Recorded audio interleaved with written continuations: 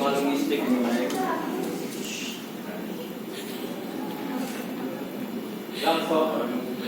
Yang pertama dari terikas buku untuk judul buku yaitu psikolinguistik pengantar pemahaman bahasa Indonesia. Untuk penulisnya itu Sujono, Darjowi Jojo dan Unika Atmajaya. Tahun terbitnya itu 2003. Penerbitnya Yayasan Obor Indonesia. Kota terbit DKI Jakarta. Jumlah bab 12 bab. Tebal buku 339 halaman. Yang pertama itu adalah pengertian dasar. Yang pertama adalah sejarah lahirnya psikolinguistik. Ilmu psikolinguistik sudah tampak pada permulaan abad ke-20 tatkala psikolog Jerman Wilhelm Wundt menyatakan bahwa bahasa dapat dijelaskan dengan dasar-dasar prinsip-prinsip psikologis. Sementara itu di benua Amerika kaitan antara bahasa dengan ilmu jiwa mulai tumbuh. Yang kedua adalah definisi psikolinguistik. Psikolinguistik adalah ilmu yang mempelajari proses-proses mental yang dilalui oleh manusia dalam mereka berbahasa. Sedangkan menurut Herli pada 2001 halaman 1 menyebutkan sebagai suatu studi tentang proses-proses mental dalam pemakaian bahasa. Yang kedua adalah definisi. Yang ketiga ada kodrat bahasa. Manusia dapat dengan mudah berkomunikasi dengan manusia yang lain dengan memakai bahasa kita. Bahasa manusia berbeda dengan bahasa binatang. Bahasa manusia memiliki ketergantungan struktur satu kata yang lain membentuk suatu struktur yang hierarkis. Yang keempat ada definisi bahasa. Bahasa adalah suatu sistem simbol lisan yang arbitrer yang dipakai oleh anggota suatu masyarakat bahasa untuk berkomunikasi dan berinteraksi antar sesama, berlandaskan pada budaya yang mereka miliki bersama. Yang kelima ada komponen bahasa. Pada aliran linguistik manapun bahasa selalu dikatakan memiliki 3 komponen, yaitu sintaksis, fonologi, dan semantik. Yang keenam ada pragmatik. Pragmatik merujuk ke kajian makna dalam interaksi antara seorang penutur dengan penutur yang lain. Menurut Zucker pada tahun 1998, pragmatik mencakup penggunaan bahasa dalam interaksi. Makna pragmatik memperhatikan bahwa aspek-aspek lain dalam komunikasi seperti pengetahuan dunia, hubungan antara pembicara dengan pendengar, dan macam-macam. Bab kedua ada bagaimana adalah pengetahuan kita tentang sintaksis maupun semantik bahasa kita. Yang kedua ada masalah dalam mempersepsi ujaran. Bunyi dalam suatu ujaran juga tidak secara utuh tetapi lebur dengan bunyi yang lain. Kita sebagai pendengar diharapkan dapat memilih mana ikut yang mana. Suara seorang wanita, seorang pria, dan seorang anak juga berbeda-beda. Getar pita suara untuk wanita berkisar antara 200 sampai 300 per detik, sedangkan untuk pria hanya sekitar 100. Karena itu suara pria terdengar lebih berat daripada perempuan. Selanjutnya ada model untuk persepsi. Para ahli psikolinguistik mengemukakan model-model teoritis yang diharapkan dapat menerangkan bagaimana proses persepsi itu terjadi. Sampai saat ini ada 4 model teoritis yang telah diajukan orang. Yang pertama ada model teori motor untuk resepsi ujaran, model analisis dengan sintesis, fusiological model shower, model tracks. Yang selanjutnya ada resepsi ujaran dalam konteks. Bunyi selalu diucapkan secara berurutan dengan bunyi yang lain sehingga bunyi-bunyi itu membentuk semacam deretan bunyi. Lafal bunyi yang diucapkan secara berurutan dengan bunyi lain tidak sama dengan lafal bunyi itu bila dilafalkan secara sendiri-sendiri. Resepsi terhadap suatu bunyi dalam deretan bunyi bisa pula dipengaruhi oleh kecepatan ucapan adalah pengetahuan kita tentang sintaksis maupun semantik bahasa kita. Dalam kebanyakan hal, makna suatu tujuan dapat dipahami dari urutan kata yang terdapat pada ujaran tersebut atau dari ciri-ciri tertentu masing-masing kata yang dipakai.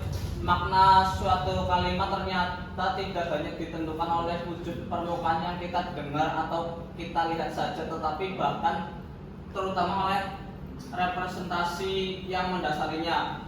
Dengan kata lain, suatu kalimat tidak hanya memiliki struktur lahir tetapi juga struktur batin.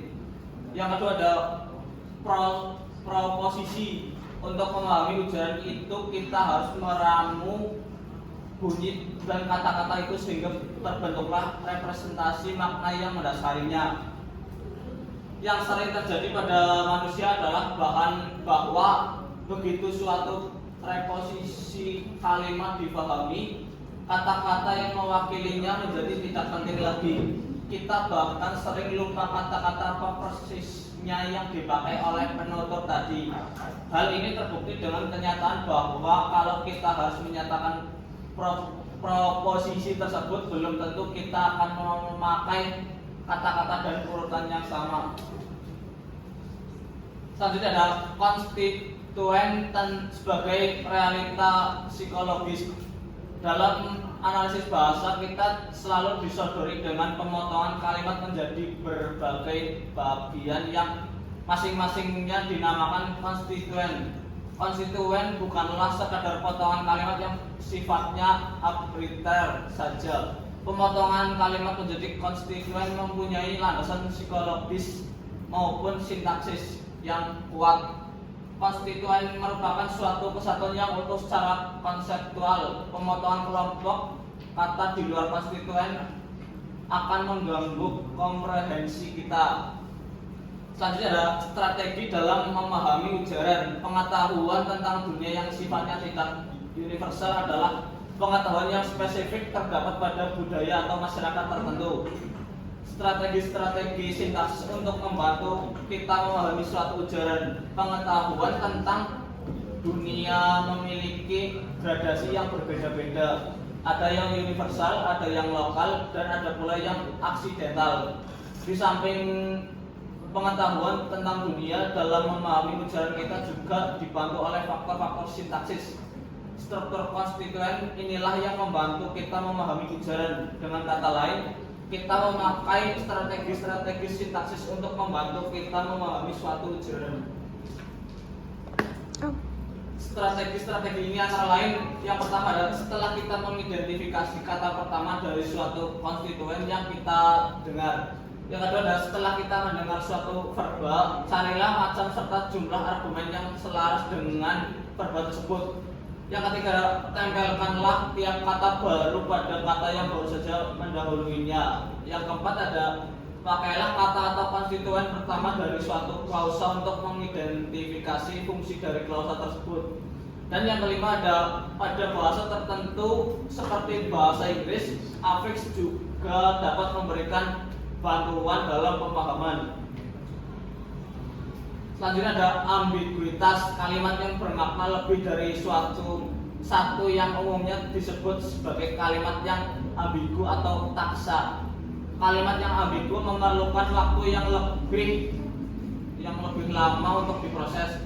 Hal ini terjadi karena pendengar mereka menerka makna tertentu, tetapi ternyata terkaan dia itu salah sehingga dia harus mundur lagi untuk memproses ulang seluruh interpretasi dia. Selanjutnya ada penyimpanan kata. Waktu kita sebagai pendengar atau pembaca, kita dengan mudah dapat apa yang oleh lawan bicara kita atau yang tertulis dalam bacaan. Kita melakukan hal itu tanpa proses seperti ini memang kelihatannya sangat natural, tetapi kalau kita selami secara akan kita dapati bahwa untuk memahami suatu kata proses yang sangat rumit. Karena kepada kita sebuah benda yang biasa dipakai kita katakan tanpa berpikir, karena proses retrieval kata itu sejalan begitu cepat secara otomatis keluar begitu saja. Begitulah juga bila kita bertindak sebagai kita dapat seolah-olah tanpa berpikir, padahal sangatlah panjang dan kompleks. Keempat adalah pelaksanaan tindak ujaran. Yang pertama adalah tujuan ujaran. Tujuan ujaran berupa pemberian informasi kepada pendengar. Kalau dalam suatu wacana dialog kita ditemukan kalimat makna, kita sebagai pendengar akan menangkap makna ujaran tersebut, tetapi kita tidak akan berbuat apa-apa seperti menutup pintu atau jendela. Dengan demikian suatu ujaran itu mengandung di dalamnya 3 unsur. Unsur ujaran speech acts, yang kedua ada unsur muatan proposisi atau propositional konteks, yang ketiga ada muatan tematik atau tematik konten. Yang kedua adalah langkah umum dalam pelaksanaan ujaran.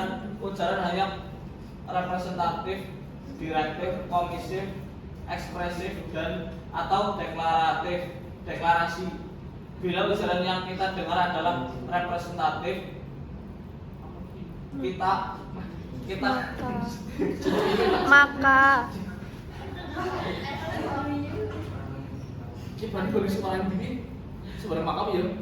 yaitu maka kita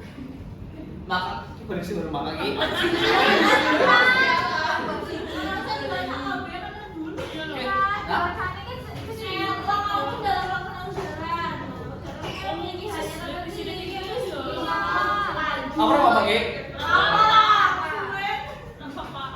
Masalah sebelum diri.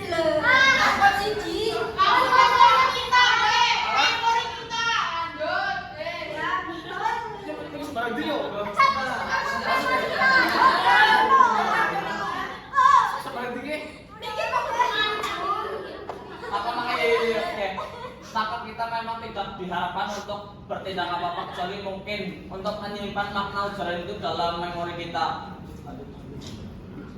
Yang selanjutnya ada pelaksanaan ujaran, pelaksanaan tindak ujaran representatif, pelaksanaan ujaran deklarasi, pelaksanaan ujaran pelaksanaan untuk pertanyaan ya atau tidak, pelaksanaan untuk pertanyaan mana atau apa, pelaksanaan untuk kalimat perintah, pelaksanaan tindak ujaran komisif, pelaksanaan tindak ujaran ekspresif, dan pelaksanaan tindak ujaran deklarasi.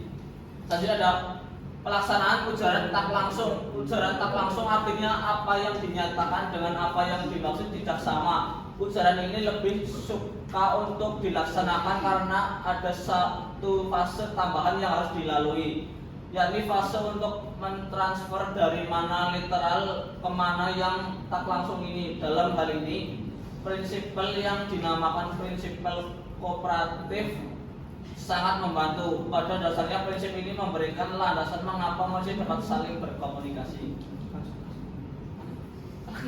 Kelewatan. Yang kelima ada langkah umum dalam memproduksi ujaran. Proses dalam memproduksi ujaran dapat dibagi menjadi 4 tingkat. Yang pertama tingkat pesan, message, di mana pesan yang akan disampaikan di proses. Yang kedua ada tingkat fungsional, di mana bentuk leksikal dipilih, dilalui, dan diberi peran dan fungsi sintaksis. Yang ketiga ada fungsi posisional, di mana konstituen dibentuk dan afiksasi dilakukan. Dan yang keempat ada tingkat fonologi, di mana struktur fonologi ujaran itu diwujudkan. Terus selanjutnya ada rincian produksi ujaran. Dalam proses memproduksi ujaran, orang mulai dari perencanaan mengenai topik yang akan diujarkan, kemudian diturun ke kalimat yang akan dipakai, dan turun lagi ke konstituen yang akan dipilih. Setelah itu barulah dia masuk ke pelaksanaan dari yang akan dia ujarkan. Ini mencakup rencana, artikulasi, dan bagaimana mengartikulasikan.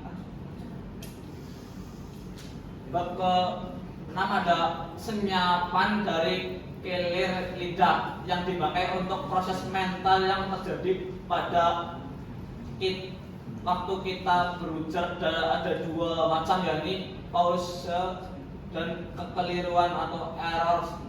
Kekeliruan itu sendiri terbagi menjadi dua, yakni karena kelir lidah dan karena menderita afasia. Bagian satu di halaman berikutnya yang disarikan dari Aitison pada tahun 1998 di halaman 238. Lihat juga di tahun 1998 halaman 18 sampai halaman 21 secara skematis bukti-bukti tak untuk bagaimana manusia berujar. Yang kedua ada lupa ingat dan latah.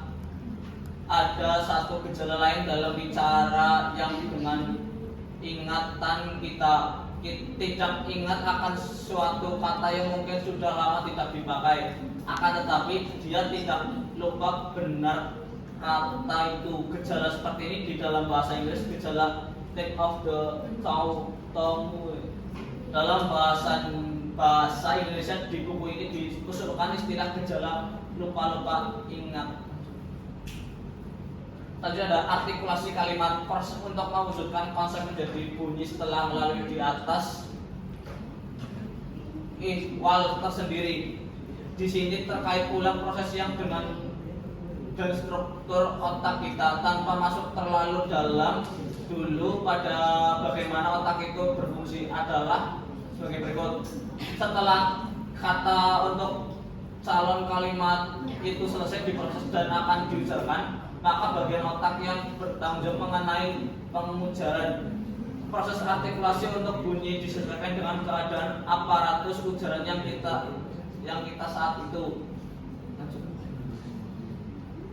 Yang ketujuh adalah penyimpangan dan retrieval kata. Leksikon mental.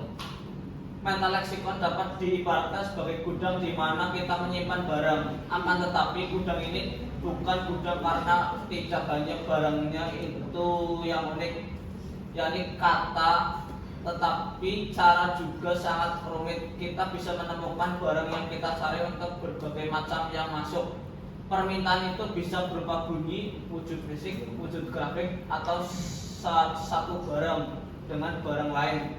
Gudang itu berisi hanya ditaruh saja secara acak, padahal gudang itu berisi 60.000 macam barang, 60.000 macam barang. Maka kita dapat apapun yang kita cari dan dengan cepat.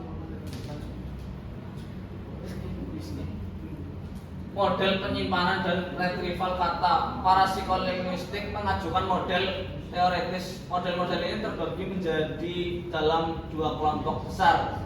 Yang pertama ada serial search model. Model yang dikenal yaitu yang diajukan oleh Forster pada tahun 1976 sampai 1979, oleh Gleason dan Ratner pada tahun 1998 di halaman 171, Harley halaman tahun 1998 halaman 88 sampai 90. Model Forster memiliki 3 pintu masuk. Akses lewat yang pertama ada ortografi, fonologi, dan semantik atau sintaksis. Akses melalui ortografi bahwa kita untuk menertib kata itu dengan memanfaatkan huruf atau huruf pertama dari kata itu. Serial search model mempunyai 2 tahap. Tahap pertama yang dinamakan akses file adalah untuk menentukan apakah input itu memang kasta dalam bahasa tersebut. Tahap kedua yang dinamakan master file adalah tahap di mana input tadi dicalonkan dengan semua kata yang tersimpan dalam leksikon mental. Yang kedua ada paralel akses model. Ada 3 macam yang dikenal. Yang pertama ada Logogen model, connectionist model, dan yang ketiga ada sort model. Selanjutnya ada pengetahuan tentang kata. Ada beberapa aspek untuk kita mengetahui sebuah makna. Aspek yang pertama adalah aspek semantik. Dalam pengertian semantik kita tidak hanya tahu makna dasarnya saja, tapi manusia lainnya juga. Aspek kedua adalah kategori sintaksis kata itu. Aspek ketiga adalah fonologis, karena bahasa dipakai dalam komunikasi dengan orang lain dalam masyarakat. Maka ada aspek keempat, yaitu aspek pragmatik. Selanjutnya ada makna suatu kata. Makna kata merupakan bagian dari pengetahuan kita tentang kata. Makna suatu kata adalah objek yang dirujuk oleh kata itu. Jadi kalau referensinya adalah tempat yang kita pakai untuk duduk, maka makna kata kurdi yang benda tadi itulah. Teori lain menyatakan bahwa kata tidak merujuk kepada objek yang, tetapi pada konsep, kepada ide tentang objek itu. Selanjutnya ada organisasi konsep. Untuk mengetahui hubungan antar konsep dan bagaimana konsep itu diorganisasi, orang mengajukan berbagai teori atau model. Yang pertama ada model semantik hierarkis, model perbandingan fitur, spreading, activation, network model.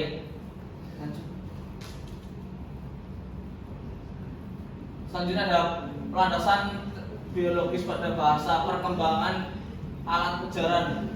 Adanya paru-paru dan laring ini menunjukkan telah mulainya tumbuh jalur ujaran vokal tracts.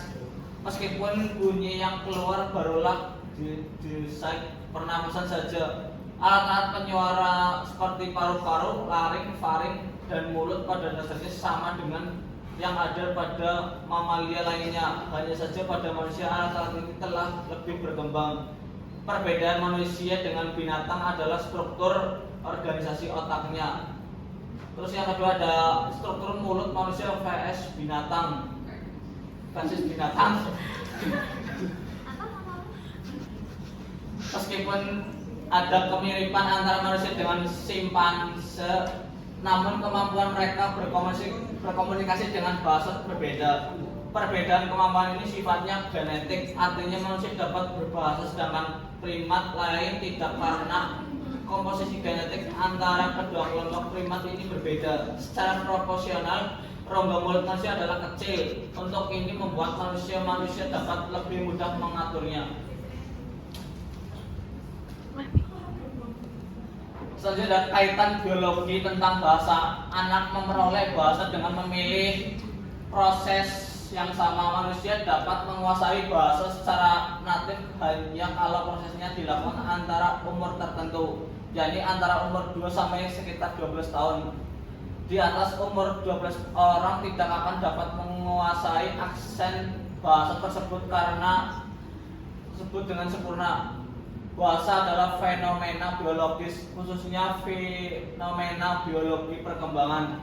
Arah dan jadwal munculnya suatu elemen dalam bahasa adalah masalah genetik. Orang tidak dapat mempercepat atau memperlambat munculnya suatu elemen bahasa.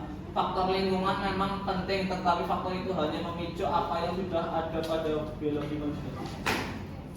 Selanjutnya ada landasan neurologis pada bahasa. Yang pertama ada evolusi otak manusia. Perkembangan otak dibagi menjadi 4 tahap menurut Holloway pada tahun 1996 di halaman 85. Tahap pertama adalah tahap perkembangan ukuran. Tahap kedua adalah adanya perubahan reorganisasi pada otak tersebut.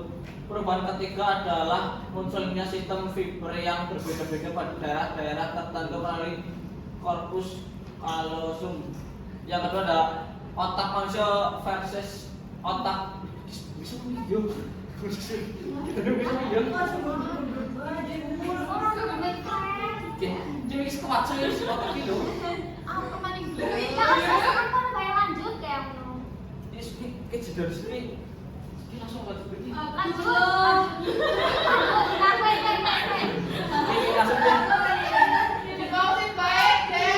Nggak ada pausnya tapi di sini. Adanya yang buat foto. Lanjut ya. Ya. Selanjutnya ada kaitan otak dengan bahasa. Setelah dicerna dan diolah seperti makna bunyi-bunyi bahasa tadi dikirim ke daerah untuk diinterpretasikan. Di daerah ini itu menjadi suku kata, kata frasa, klausa, dan kalimat. Setelah diberi makna dan difahami isinya, maka ada dua jalur kemungkinan. Bila masukan tadi hanya sekedar yang tidak perlu ditanggapi, maka tadi cukup saja dalam memori. Suatu saat nanti mungkin itu bila tadi perlu secara verbal, maka interpretasi itu dikirim ke daerah Broca melalui fasciculus akurat. Terus selanjutnya ada peran hemisfer kiri dan hemisfer kanan. Pandangan lama memang mengatakan bahwa ikhwal kebahasan itu ditangani oleh hemisfer kiri, dan sampai sekarang pandangan itu masih juga banyak dianut orang dan banyak pula benarnya. Saat manusia dilahirkan pada kedua hemisfer itu belum ada laterisasi, yakni belum ada pembagian tugas.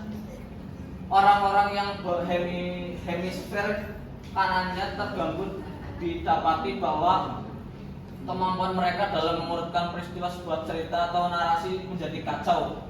Hemisfer kanan juga mempunyai peran bahasa, tetapi memang tidak seintensif seperti hemisfer kiri. Selanjutnya ada kekidalan dan kekinanan. Manusia ada yang kidal atau left handed, dan ada yang istilahnya barunya kekinian, kinaan.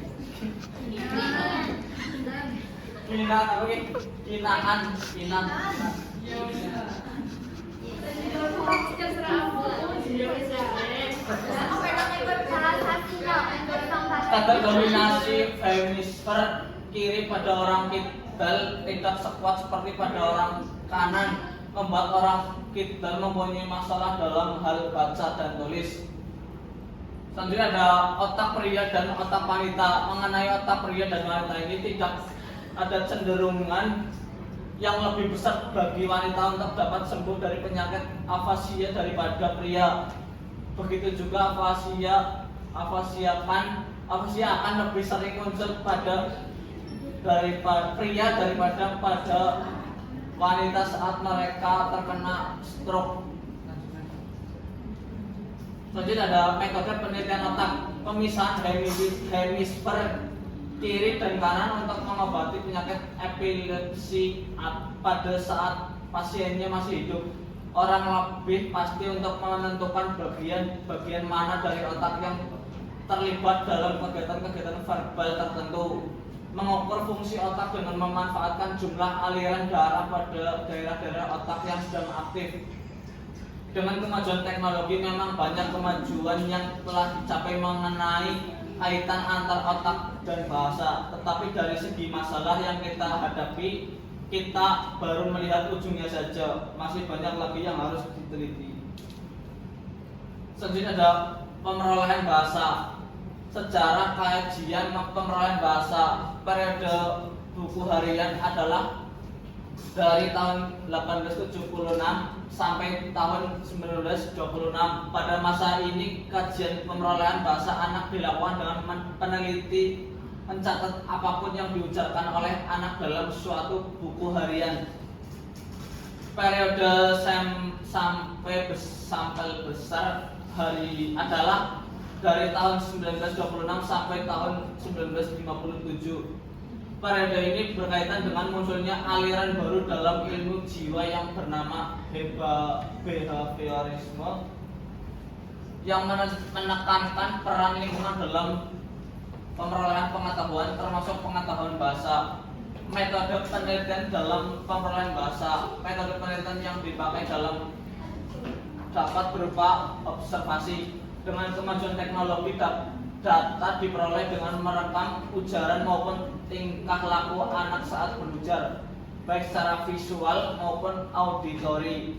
Data yang kemudian ditranskripsikan dan diamati visualnya akhirnya diolah untuk ditemukan kesimpulannya. Metode yang lain adalah metode wawancara. Metode ini berguna untuk mengecek atau mengecek ulang sesuatu yang ingin diketahui oleh peneliti.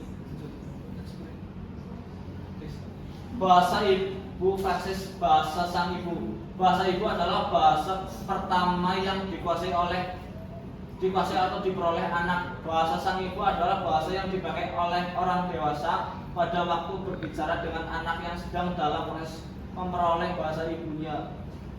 Selanjutnya ada komprehensi dan produksi.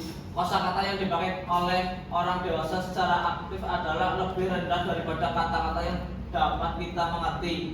Begitu juga anak, dimanapun juga kemampuan anak untuk memahami apa yang dikatakan orang jauh lebih cepat dan jauh lebih baik daripada produksinya. Selanjutnya ada proses pemerolehan bahasa. Dalam bahasa ada 3 komponen, yakni fonologi, sintaksis, dan semantik. Maka bahasaan kita juga terbagi menjadi 3. Di samping itu ada bahasaan pula mengenai pemerolehan pragmatik, yakni bagaimana anak memperoleh klien dalam bahasa ujaran berujar. Sekian presentasi dari kelompok sekian presentasi dari saya. Apabila ada pertanyaan, sekian presentasi dari saya. Apabila ada pertanyaan, silakan dipertanyakan.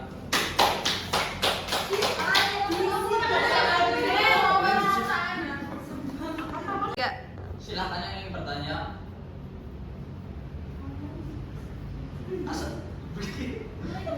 Mulai dari Mas Asadi ya.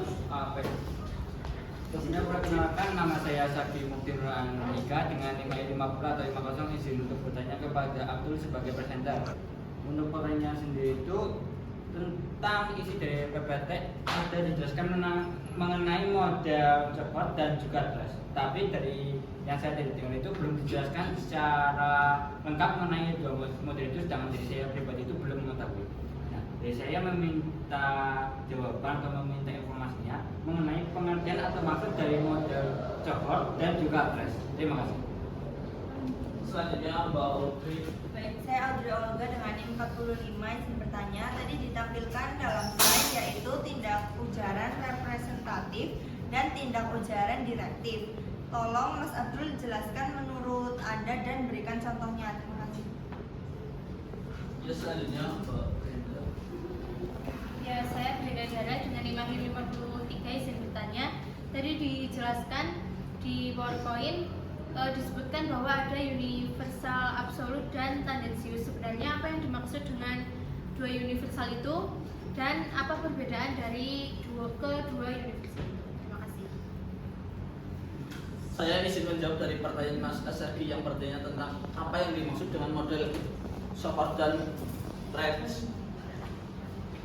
Jawabannya adalah model Threads adalah model koneksi dalam resepsi ujaran.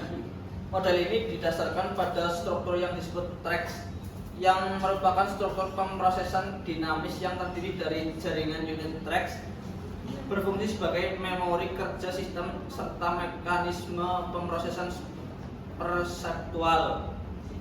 Sedangkan model SOR adalah metodologi penelitian bahasa yang digunakan dalam studi leksikal dan epidemiologi. Model ini mendasari dasar penting untuk memahami leksikal dengan asumsi bahwa pendengar memetakan kata-kata baru menggunakan kamus mental mereka. Apakah jawabannya bisa diterima Mas Asadi? Baik, bisa diterima. Terima kasih atas jawabannya.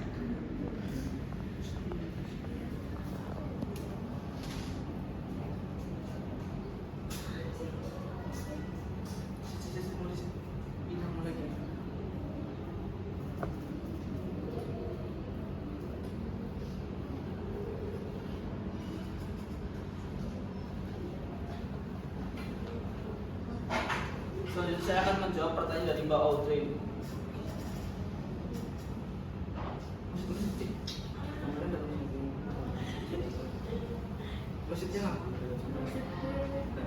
Konsep.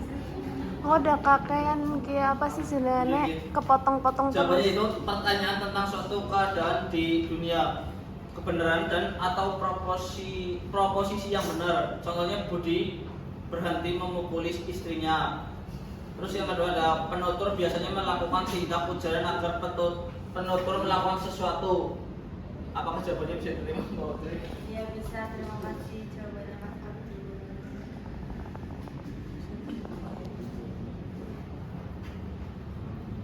Selanjutnya saya akan menjawab pertanyaan dari Mbak Brenda yang bertanya apa yang dimaksud dengan universal absolut dan universal tendensius. Universal absolut yang menganggap bahwa nilai-nilai HAM bersifat universal sehingga implementasinya tanpa harus memperhitungkan kondisi-kondisi sosial budaya lokal setempat. Sedangkan universal tendensius merupakan keberpihakan atau sifat berpihak. Selain itu, tendensius juga memiliki arti yang suka menyusahkan, melawan atau rewel.